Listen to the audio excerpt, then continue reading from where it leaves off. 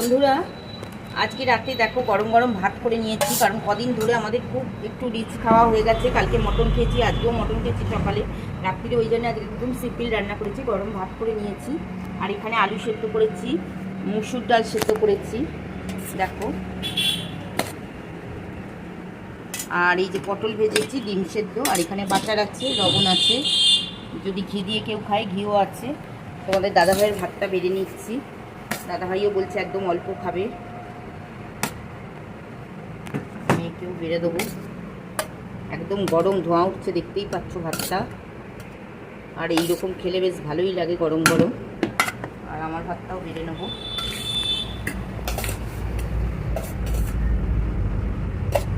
প্রচুর ভালো ভালো খাওয়া হয়ে গেছে কদিন ধরে, আর কারুর খেতে ইচ্ছে করছে না। ডাল সেদ্ধ দিয়ে দিচ্ছি, দেখতেই পাচ্ছ, দিয়ে দিলাম সেদ্ধ।